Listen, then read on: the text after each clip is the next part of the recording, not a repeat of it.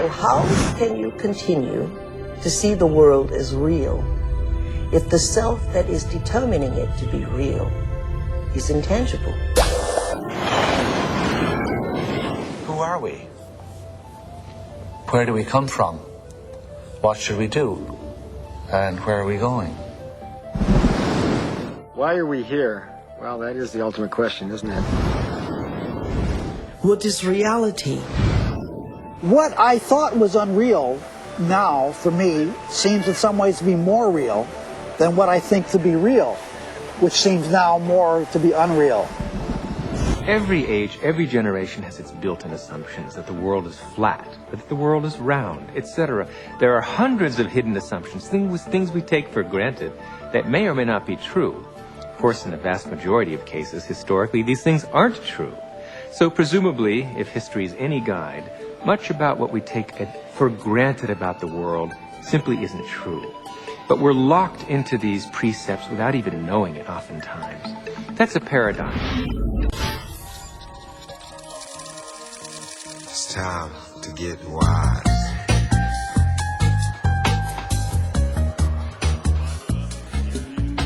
Why do we keep recreating the same reality? Why do we keep having the same relationships? Why do we keep getting the same jobs over and over again? In this infinite sea of potentials that exist around us, how come we keep recreating the same realities? Isn't it amazing that we have options and potentials that exist, but we're unaware of them?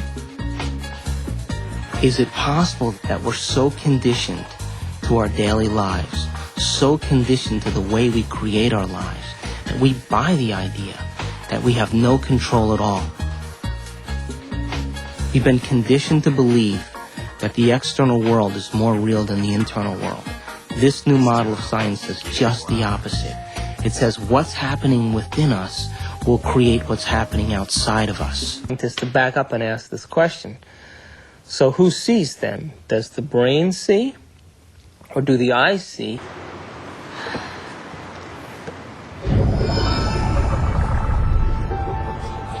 Welcome to Duke Reginald's Court of Unending Possibilities. Court rules. Gotta sink the last one. Never touched you. And it's not solid. This ball is mostly empty. Take a look at an atom. We think of it as a kind of hard ball. Then we say, oh, well, no, not really. It's this little tiny point of really dense matter right at the center, surrounded by a kind of fluffy probability cloud of electrons popping in and out of existence. But then it turns out that that's not even right. Even the nucleus, which we think of as so dense, hops in and out of existence just as readily as the electrons do. The most solid thing you can say about all this insubstantial matter is that it's more like a thought. It's like a concentrated bit of information. And like I said, it never touches.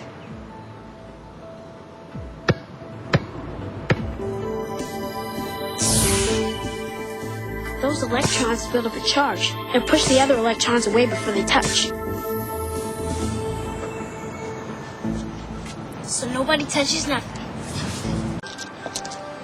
Subway exhibit comes to us from Japan and Mr. Masuro Emoto. Mr. Emoto became terribly interested in the molecular structure of water and what affects it. Now, water is the most receptive of the four elements. Mr. Emoto thought perhaps it would respond to non-physical events. So he set up a series of studies, applied mental stimuli, and photographed it with a dark field microscope. This first picture is a picture of water from the Fujiwara Dam. And this picture is the same water after receiving a blessing from a Zen Buddhist monk.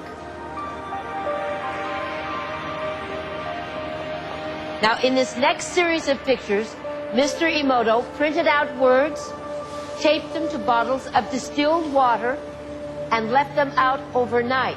This first photograph is a picture of the pure, distilled water, just the essence of itself. These subsequent photographs, as you can see, are each different. This is the chi of love. And we move along here to thank you. And you can see where he taped that to this bottle here.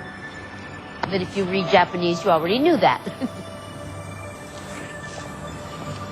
Now, Mr. Emoto speaks of the thought or intent being the driving force in all of this. The science of how that actually affects the molecules is unknown, except to the water molecules, of course. And it's really fascinating when you keep in mind that 90% of our bodies are water.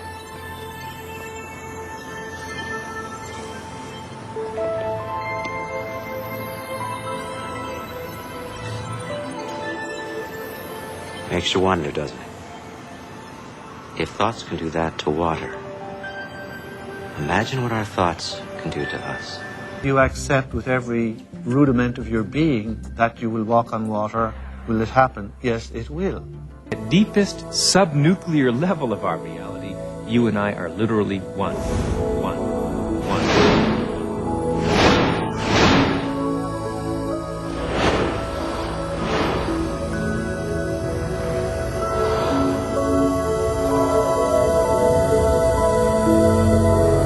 How can any man or woman sin against such a greatness of mine? How can any one little carbon unit on Earth, in the backwaters of, indeed, the Milky Way, the boondocks, betray God Almighty? That is impossible. The height of arrogance is the height of control of those who create God in their own image.